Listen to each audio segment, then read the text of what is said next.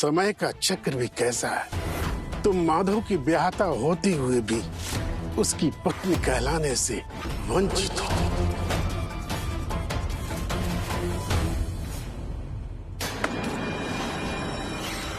मोहरा है वह जिसके पीछे तुम हो।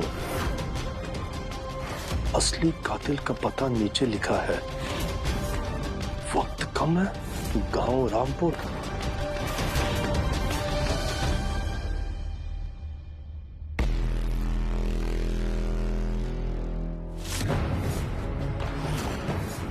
हम जिसको खोज रहे हैं, क्या वो आदमी बलदेव चाचा हो सकते हैं?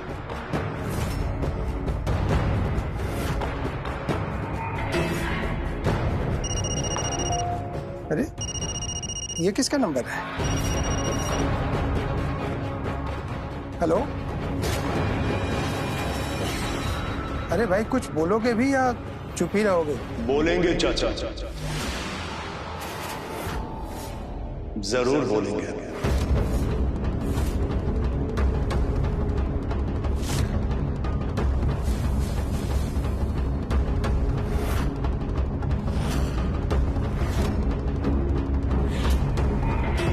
ये आपका नंबर है चाचा?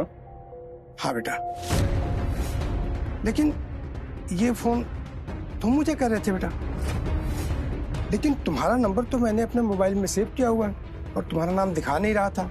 ये कैसे हुआ? टेक्नोलॉजी, आजकल टेक्नोलॉजी में कुछ भी हो जाता है। अच्छा बेटा, ये बताओ कि फोन किस लिए कर रहे थे? कुछ काम था क्या? एक्चुअली हमारे मोबाइल में ये नंबर मिस कॉल में था, तो हमने सोचा फोन करके देखें किसका नंबर है। अच्छा, लेकिन मैंने तो फोन नहीं किया था। हो सकता है गलती से कोई बटन दब गया हो। हाँ, हो सकता है गलती से लग गया होगा। बेटा मुझे कुछ जरूरी काम है, प्लीज। जी। हमारे पास इनके खिलाफ कोई सबूत नहीं है। हम कैसे इनको कुछ बोले या किस बात पे पकड़े? हमको पहले इनके खिलाफ सबूत लाना होगा।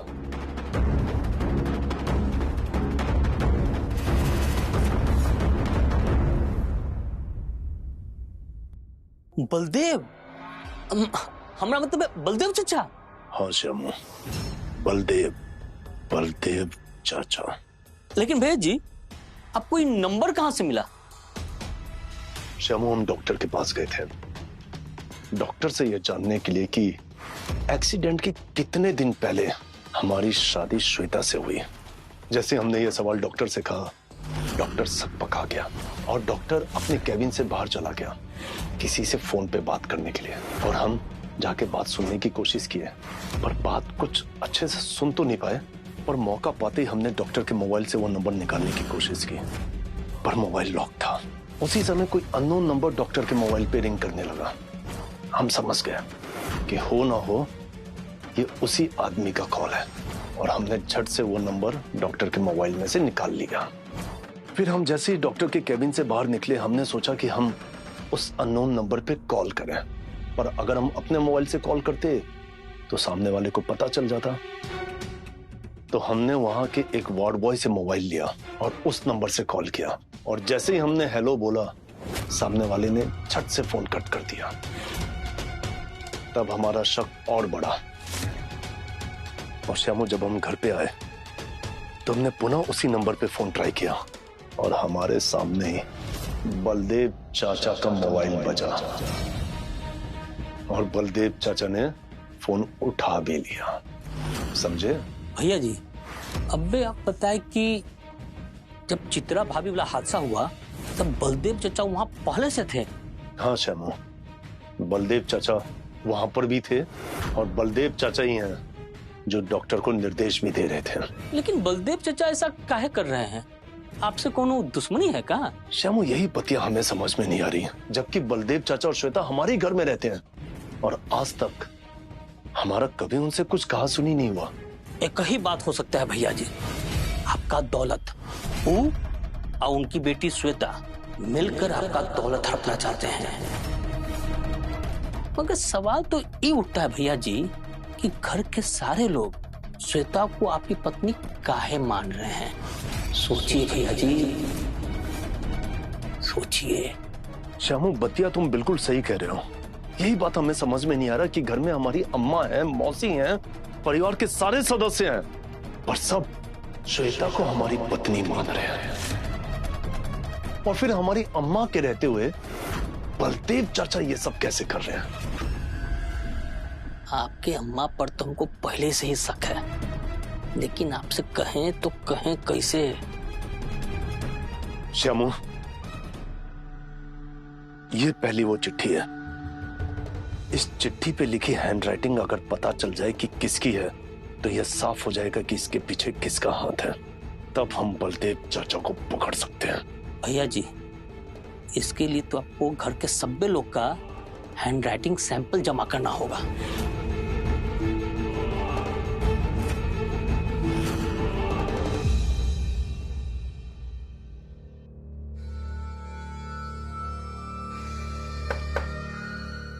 अरे रुद्र, अंदर आओ।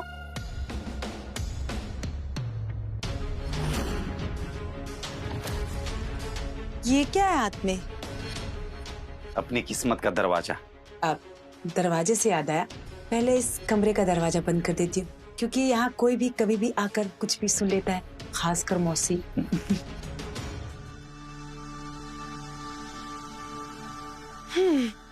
हाँ, तो क्या बोल रहे थे? कौन सा दरवाजा? वो सब छोड़ो, तुम क्या सोची? किस बारे में? तुमने हमसे हाथ मिलाया था ना, उसी के बारे में पूछ रहे हैं। हम अपनी अम्मा के एक एक प्लानिंग पर ना पानी फेर सकते हैं श्वेता, अगर तुम हमारा साथ दोगी तो। तुम इससे क्या चाहते हो? सबसे पहले हम तुमसे कंफर्म करना चाहते हैं कि तुम हमारा साथ दोगी या नहीं। इससे मुझे क्या फायदा? हमको जो भी फायदा होगा उसमें 50-50। इस बात की क्या गारंटी है कि तुम अपनी अम्मा के साइड नहीं हो, उनको धोखा दे रहे हो? और क्या गारंटी है कि तुम मेरे साइड हो और मुझे धोखा नहीं दोगे? ये पेपर्स देख रही हो? इन सारे पेपर्स पर अम्मा का साइन। इससे क्या? इससे अम्मा की सारी जायदाद का पावर ऑफ अटर्नी हम अपने नाम पे ले सकते हैं। दिखाओ। साइन असली है?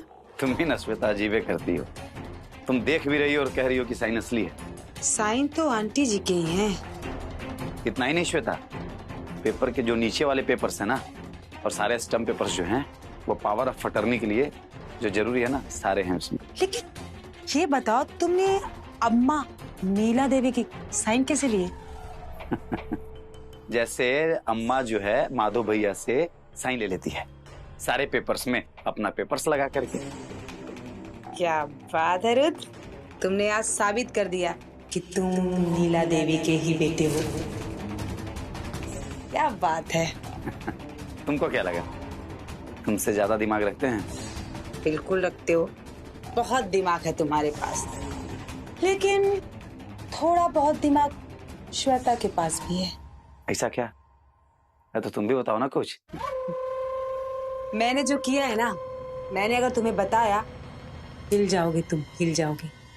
अच्छा, तो बता ही दो। कुछ दिन पहले माधव जी के पास एक चिट्ठी गई थी।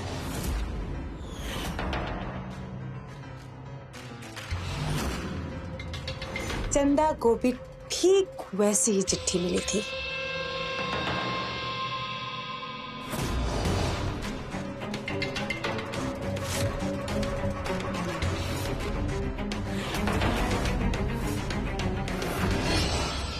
उन दोनों को मैंने चिट्ठी दी थी और माधव जी को तो एक और चिट्ठी दी थी। अरे जरा हमको भी तो बताओ कि वो चिट्ठी में लिखा क्या था तुमने? उस चिट्ठी में मैंने जो लिखा था उसे पढ़कर माधव जी सच की तलाश में जुट गए हैं और उनका रास्ता सीधा नीला आंटी पर जाकर खत्म होगा।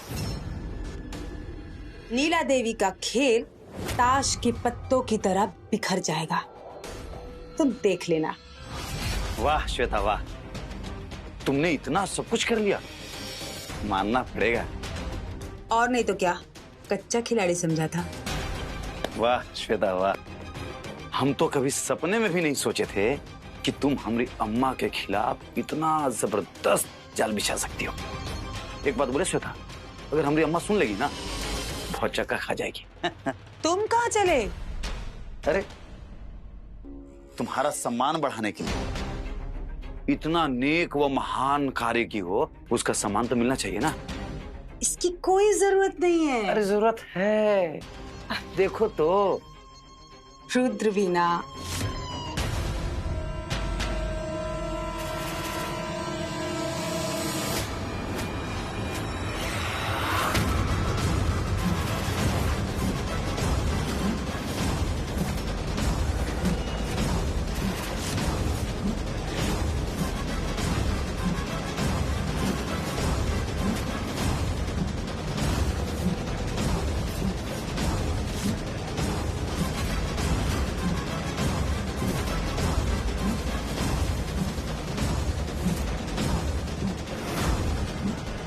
वाह श्वेता वाह, तुमको क्या लगा था कि हमरा बेटा यानी कि नीला देवी का बेटा हमें को धोखा देगा?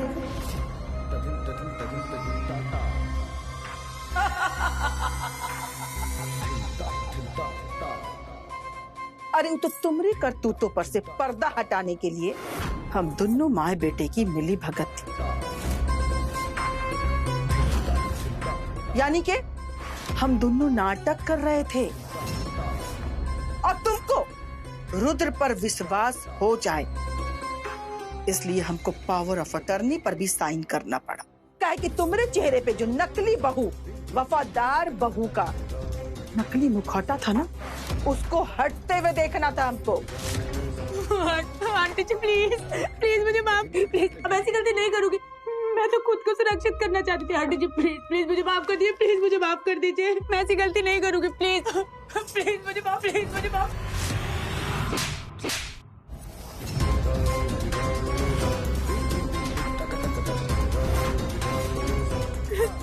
अभी तुमको पता है ना कि हम कौन सा झोल झमेला में फंसे हुए? तुमको तो हम बाद में देखेंगे, तब तक के चुपचाप से मुंह बंद करके पड़ी रहना, वरना तुम तो हमको जानबे करती हो ना, नीला देवी को।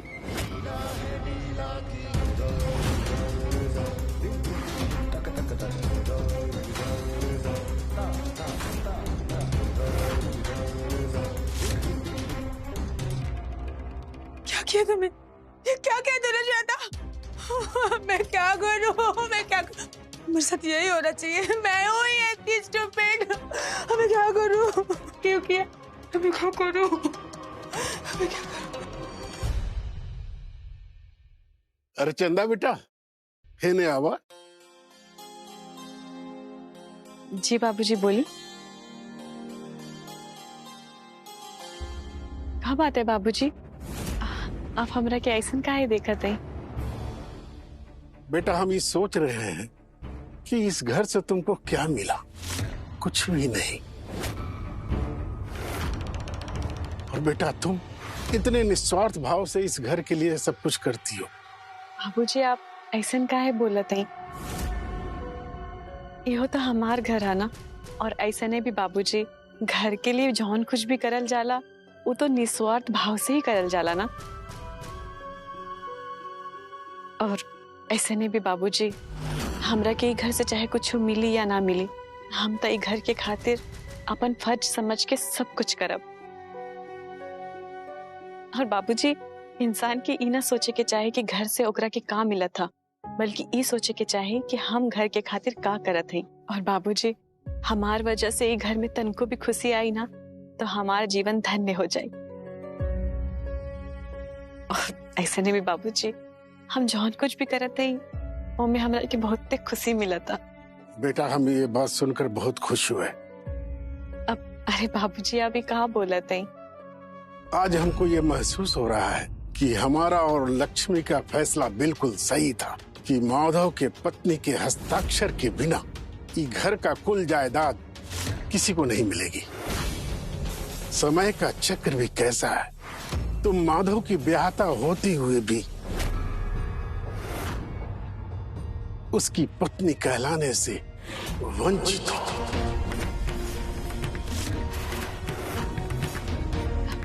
बाबूजी, आप इतना परेशान काहे होते हैं? हमार किस्मत में जौन भी लिखल होगी वो आज न कल हमरा के जरूर मिली। केहू भी हमरा से वो छीन ना सकत है। अब आप परेशान मत हो कि आराम से बैठी, हम आपके खातिर गर्मा गर्म चाय लेके आवत है। ठीक बा बेटा।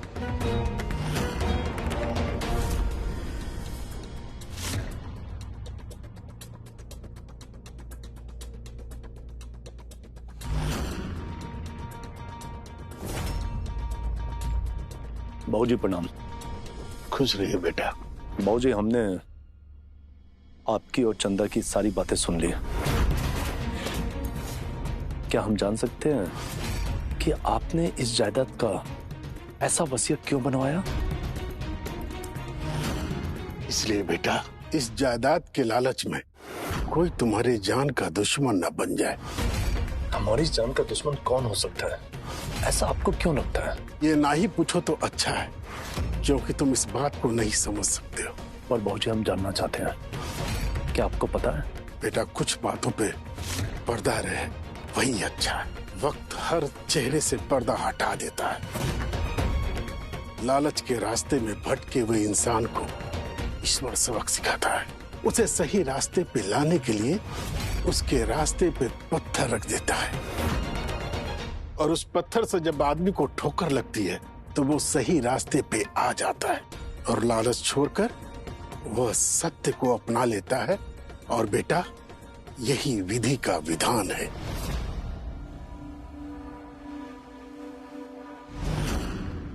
ये बाबूजी का इशारा किस तरफ था?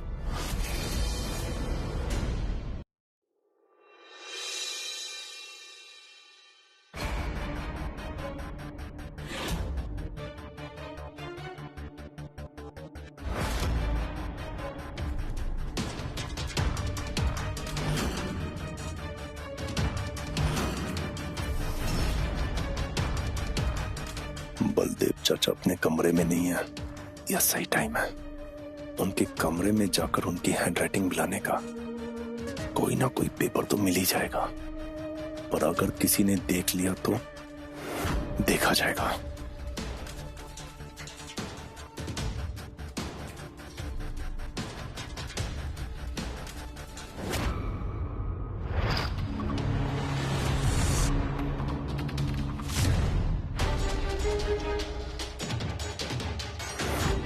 हाँ, ये पेपर्स तो मिल गए, इससे राइटिंग मिलाता हूं।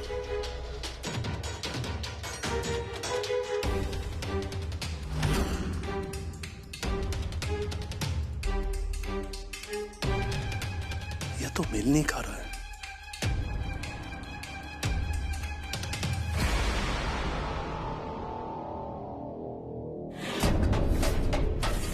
ये का ढूंढ रहा है बलदेव भैया के कमरे में? ये कौन सा पेपर निकाला है?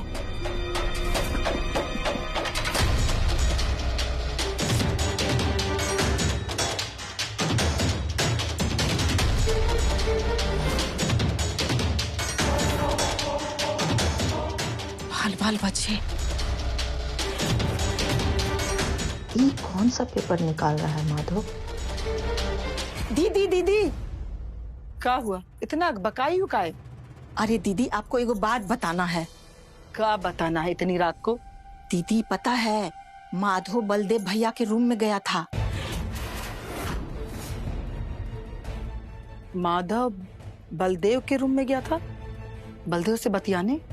अरे नहीं दीदी, बलदेव भैया तो है ही नहीं। तो फिर? हम देखे कि माधव ना फाइल निकाल के उसमें से कुछ पेपर निकाल रहा था। इसका मतलब है माधव सबूत ढूंढ रहा है ताकि बलदेव को पकड़ाया जा सके। लेकिन दीदी, अगर बलदेव भैया पकड़ा जाएंगे तो आपका नाम नहीं बोल देंगे?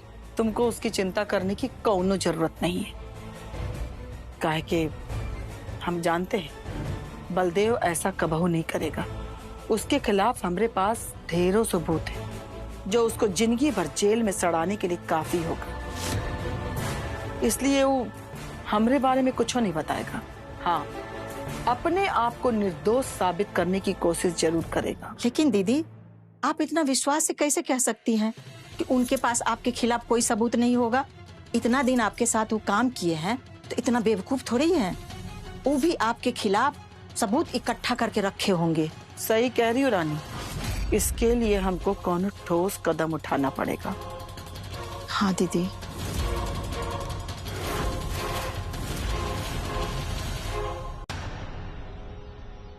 श्यामू, क्या लगता है तुमको?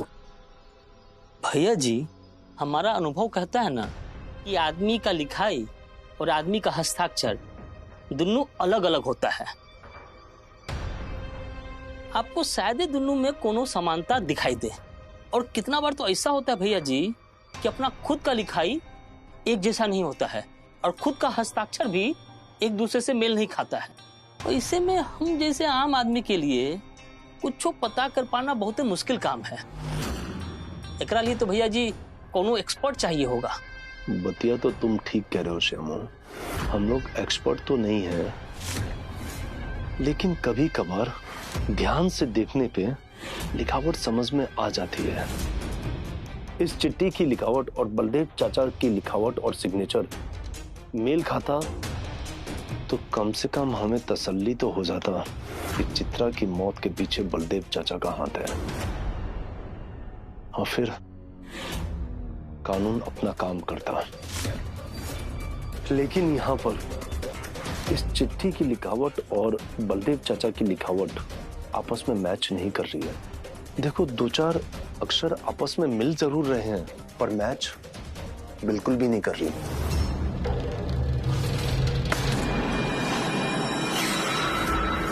ठीक है श्यामू, देखो श्यामू, किसने फेंका? तुम उधर देखो, हम इधर देखते हैं। कौन है? किसने फेंका? यहां पर तो कोई भी नहीं है, फिर कौन हो सकता है? ये कौन था?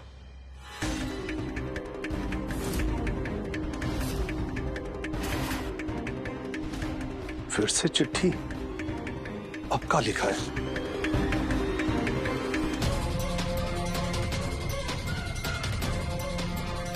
मोहरा है वह जिसके पीछे तुम हो,